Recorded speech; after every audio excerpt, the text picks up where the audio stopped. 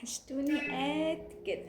هاتوا بقى مشروب اللي انتوا بتحبوه، وهاتوا ورقة وقلم اكتبوا ورايا كل الكلام اللي هنتكلم فيه النهارده، لان الموضوع مهم مهم مهم مهم مهم. 5 مهم. هنقول شخصيتنا من هنا لهنا. يلا تابعوا الفيديو. ما تنسيش تعملي اشتراك في القناة وتفعلي زر الجرس عشان يوصلك كل جديد، وتعملي لايك وتبعتي الفيديو لكل صحباتك اللي انت عايزاهم يستفيدوا. مين فاكر شكل الهوانم زمان؟ طبعا كلنا فاكرين شكل الهانم زمان كانت بتبقى عامله ازاي، ستايلها، طريقه كلامها، تصرفاتها، تون صوتها، مشيتها، حاجه كده يعني تتاكل اكل. ليه احنا دلوقتي ما بقناش شبه بتوع زمان؟ لان ببساطه احنا نسينا يعني ايه هانم، بطلنا نتعامل على اساس ان احنا هوانم.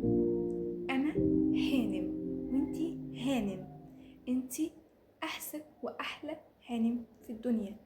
ليه شايفه نفسك ان انتي بنت عاديه او بتتعاملي على اساس انك بنت عاديه؟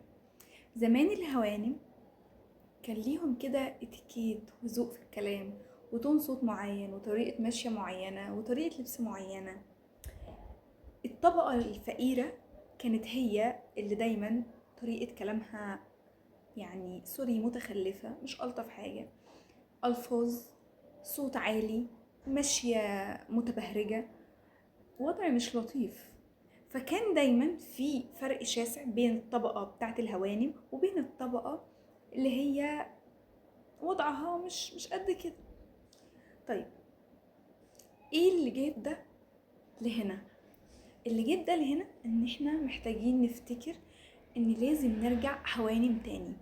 لما ترجعي هانم تاني حياتك هتتغير. ازاي يا بسنت؟ بصي يا حبيبة قلبي، انتي عارفة ليه علاقتك بجوزك هي بايظة؟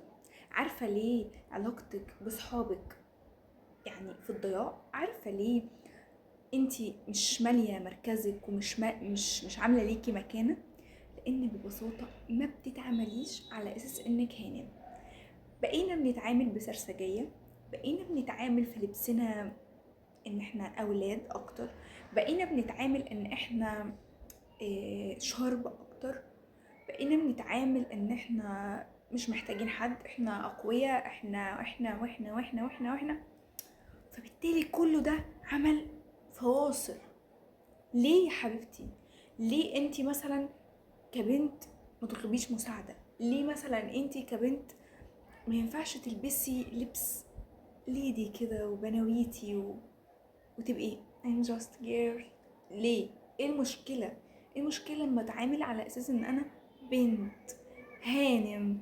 الهانم، عمرك شفتي هانم بتروح تتعامل بسرسجية مع حد؟ عمرك شفتي هانم تون صوتها بتجحر؟ كلنا بنتعصب، كلنا بننفعل، كلنا بنوصل لمراحل مش كويسة، ولكن في حد كده بيتعامل بسرسجية زيادة عن اللزوم، وفي حد تاني بتتعامل بالتعصب تاخد رد فعل بس اهدى، من غير اوضاع السرسجية ومن غير الحاجات اللي مش لطيفة اللي بتحصل دي. طيب يا بسنت، انتي بتقولنا عايزين نرجع تاني هوانم.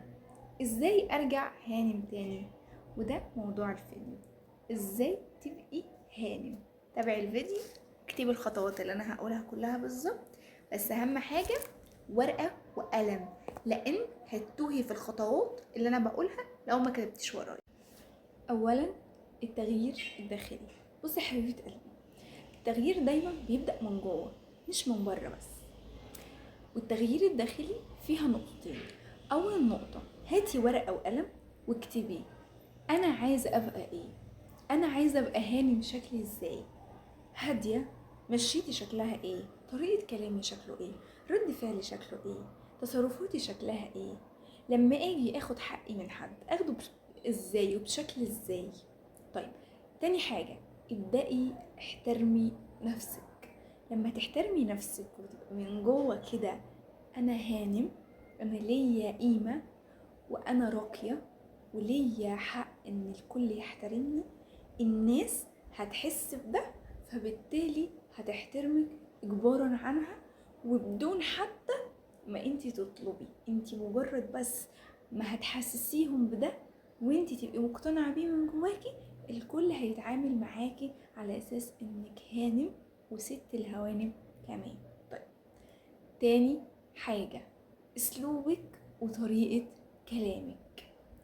الهدوء يا حبيبة قلبي، النقطة دي فيها 3 نقط تحتيها. اسلوبك وطريقة كلامك فيها 3 نقط تحتيها. اول حاجة الهدوء وطريقة كلامك.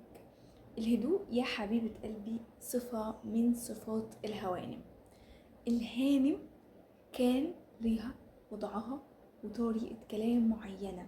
انتي عمرك شفتي هانم بتروح تتكلم بجعرفة قدام حد؟ عمرك شفتي هانم بتقعد تشرح؟ ما حصلش.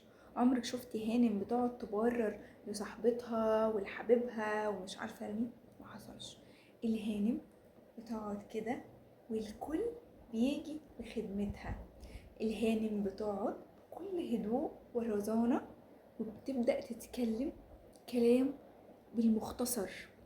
انت طلبت مني 1 2 3 فانا بعمله 1 2 3، او انت سألتيني فانا برد عليكي على قد السؤال، بصوت هادي وراقي وقوي مش ضعيف. طيب، تاني حاجة كلامك يكون واضح وقصير زي ما انا لسه متكلمة. كلام حضرتك يا فندم بيأثر. كلامك لو كلام كتير ومبهرج وورا بعضه، انا حد كنت بتكلم بسرعة، حد كان صوتي عالي جدا جدا جدا جدا، حد كنت منفعلة لدرجة ما تتوصفش، حد ما كنتش بمعنى اصح بتعامل على اساس ان انا هانم. انا كنت بتعامل على اساس ان انا مجرد واحدة بنت عادية. بس انا هنا بدأت اتغير، انا اتغيرت، بقيت كلامي قليل، منعزلة في حياتي. يعني مش منعزلة عن المجتمع، انا بتعامل عادي جدا مع المجتمع، ولكن كلامي قليل مع الناس، مش اي حد اتكلم معاه. وكلامي على قد السؤال، لو محدش وجه لي سؤال ما بتكلمش. لو قاعدة في قاعدة وفي ناس كتيرة قاعدة، بقعد اتفرج وبسمع، شوف ده بيتكلم ازاي وشوف دي بتتكلم ازاي وشوف ده بيرد يقول ايه، واشوف ناس متسرعة زي ما انا كنت متسرعة زمان، وزي ما بشوف لحد دلوقتي بنات متسرعة وحياتها مش تمام، وانا شايفاها بتتكسف وشايفاها بتاخد رد فعل مش كويس وشايفاها طريقة كلامها سرسجية وشرشحة وحاجات ما تلقش بيا كبنت وهانم. طيب، تالت حاجة اهتمامك بنفسك ومظهرك. عمرك شفتي هانم لابسه لبس مش كويس؟ مش لبس غالي، انا مش بتكلم عن الغلو خالص. انت ممكن تبقي جايبه قطعه من الوكاله وتبقي منضفاها كوياها خليها شيك، تلبسيها بتعرفي تنسقيها زي الفل. اللبس ملوش علاقه خالص بانت جايباه منين. تاني حاجه، عمرك شفتي هانم ريحتها مش كويسه؟ حبيبه قلبي، اهتمامك بريحتك ده جزء لا يتجزأ منك. شاورك اللطيف، الديودرنت بتاعتك، البرفيوم بتاعك، ليلة كلها مش هتكلف حتى أكلة من اللي انت بتاكليها. فاهتمامك بنفسك ولبسك وشكلك وريحتك مهم جدا جدا جدا، وبيعبر عنك وعن رقيك وبيعبر عن شخصيتك. طيب، بعد كده مشيتك. عمرك شفتي هانم بتمشي تنطط؟ عمرك شفتي هانم بتمشي زي السلحفة؟ الهانم مشيتها معتدلة، لا هي بتطير ولا هي سلحفة ميتة ولا هي سوري بتمشي ماشية مش كويسة. الهانم بتمشي راكزة وهادية كده في نفسها، نصبة كتفة ونصبة طولها، ماشية كده واثقة في نفسها. الهانم بتمشي راسية. الهانم عمرها ما هتمشي في الشارع تكلم دي وتكلم دي وتبهرج مع دي وتروح مع دي خالص. الهانم بتمشي كده مركزة في طريقها، هادية جدا. لو حد وجه لها سؤال بكل هدوء رقي بترد بدون ما تقلل من نفسها وتقلل من شأنها وتقلل من صورتها قدام الناس. طيب، تالت حاجة المعاملة مع الناس. حبيبة قلبي، انتي بتتعاملي مع الناس ازاي؟ هل انتي مخليكيش برضه موجود في حياتك، ولا انت بتحطي حدود؟ طيب اول حاجه في البوينت دي محتاجه انك تحطي حدود من غير ما تزعلي حد. ازاي؟ جد مثلا انتوا قاعدين في قعده وفي واحده صاحبتك رمت كومنت مش كويس، عايزه تسخف عليكي في القعده، عايزه تعملك مسخره القعده، بكل هدوء وانتي قاعده تسمي وتردي كلمتين بس: لو سمحتي ما بحبش الهزار او الكلام بالطريقه دي. خلاص الكلام خلص وانتهى. اللي قدامك يا اما هتحترمك وهتسكت، يا اما هتتمادى، وساعتها وقفي. لا بعد اذنك انا قلتلك متتكلميش معايا كده تاني وحذرتك، بس انتي ما تعلمتيش، وعلشان كده شكرا، بعد اذنك انا ماشيه. واقطعي مع الناس دي، ابعدي عن الناس اللي زي كده، الناس اللي بتقلل منك، بتقلل من شأنك، بتقلل من قدرك، بتقلل من مواهبك، بتقلل من شخصيتك. اسحبي نفسك من وسطهم. لو قاعده وسط ناس عاقله وراسيه وحد ضايقك بكلمه، تقول لو سمحت انا مش بحب الطريقه دي في المعامله، هيسكت ويقولك انا اسف او انا اسفه، مش هتتكرر تاني، وفعلا مش بتتكرر تاني. تاني حاجه، حياتك ما تبقاش على الملأ، مش الناس كلها تبقى داخله جوه حياتك. كوني غامضة. حياتك الشخصية بليز بليز بليز خليها خاصة، دي حياتك الشخصية مش حياة الناس الشخصية، مش حياة الناس جواكي. لازم تكوني في حياتك انتي. كل ما كنتي غامضة وراقية، كل ما كنتي سبب كده سسبنس للناس، الناس عايزة تقرب منك اكتر، الناس عايزة تعرف عليك اكتر. ما بقولش ان احنا ما بنحكيش حاجة لأي حد، عادي احنا بنتكلم، بس مع عدد ناس معين جدا في حياتنا، مش مع اي حد. ما قعدتش مع دي اتكلم معاها، ما قعدتش مع دي اتكلم معاها، طب انا مش عرفني دي اللي بتتكلم اللي انا هتكلم معاها دي وضعها ايه؟ ممكن تديني كلمه ترجعني 100 خطوه لورا، وممكن تديني كلمه تبوظ حياتي. فانا ليه احكي على الملأ؟ ليه ان انا احكي؟ ليه احكي لاي حد اي حاجه؟ طيب بعد كده تالت حاجه في النقطه دي، اختاري الفاظك يا حبيبه قلبي. ممكن بجد احنا محتاجين نختار الفاظنا. يعني احنا دلوقتي بقينا في مجتمع اللي بيقول فيه الفاظ مش كويسه، او انت كده انت بريمو، انت بنت مفيش منك اتنين طالما انت بتقولي الفاظ مش كويسه. ايه ده؟ يعني ايه هروح اقول الفاظ مش عارفه ايه؟ مش قدام اي حد، عادي بيبقى في دايره كده اللي هي الدايره القريبه قوي قوي قوي، بتكلم معاها براحتي، باخد راحتي. بس ما ينفعش قدام اي حد ان انا انطلق، ما ينفعش ان انا في الشارع اقول يا بنت كذا وكذا وكذا وكذا، وما ينفعش اصلا صوتي في الشارع يعلى. حتى لو انا مثلا مامي وماشيه باولادي، امسكهم بهدوء وامشي. مش لازم ان انا اسمع الناس كلها ان ابني شاويني او بنتي شوياني ومغلباني والدنيا لذيذه دي. بهدوء. كلنا بنغلط، كلنا مثلا لساننا بيفلت، بس معلش اتعلم. انا عن نفسي لحد دلوقتي في نقاط ضعف عندي، بتعلم. انا كل يوم بتعلم، كل يوم بطور من نفسي، كل يوم بتعامل على اساس اني هانم. انا هانم، ولازم اتعامل على هذا الاساس من الناس ومني انا الاول.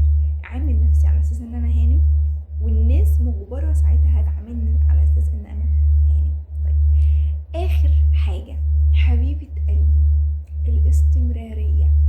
مش هتنامي وتصحي تلاقي نفسك هانم، مش هتنامي وتصحي تلاقي نفسك اتغيرتي، مش هتنامي وتصحي تلاقي نفسك نجحتي في اي بروسس انت عايزه تعمليها اطلاقا. انت هتقعي وهتقومي وهتغلطي. علشان تكتسبي اي عاده معاكي 21 يوم. 21 يوم لازم تحطي نفسك تحت ضغط شويه، ضغط صغير، بانك شغاله على الشيء ده. انا دلوقتي شغاله ان انا اكون بنت جميله هانم لذيذه ليدي اموره وبس.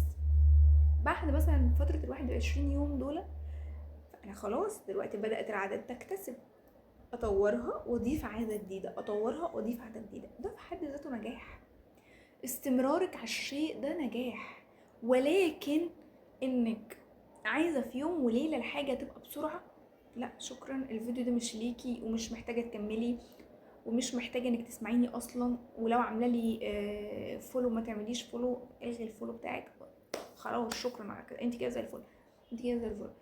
شوفي اي طريق تاني انطلقي فيه، ما بلاش عندنا.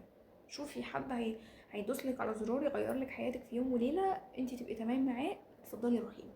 لكن انا لا، انا مش بغير في يوم وليله، انا بقول لك على الطريقه، بقول لك الحاجات اللي انا مجرباها، والحاجات دي بتاخد وقت، لان اللي بيجي بالساهل بيروح بالساهل، واللي بيجي بالصعب بيفضل ويدوم. فيا حبيبة قلبي، انتي بس كل اللي محتاجاه انك تصبري وتستمري وتشتغلي على نفسك في اي حاجة. في اي نجاح محتاج استمرارية. ولو وصلتي لحد هنا في الفيديو فحب اشكرك انك كنتي موجودة وسمعتيني واستفدتي من كلامي، حتى ولو 1%، ده هيفرق معايا جدا. واكتبيلي في الكومنت ايه اكتر حاجة علقت معاكي، وهتبدأي بايه، وهتبدأي من امتى. واذا كنتي انتي اصلا بتتعاملي كهانم، اكتبي بتتعاملي ازاي، واكتبي نصايح تفيدني وتفيدكم وتفيد كل اللي موجودين.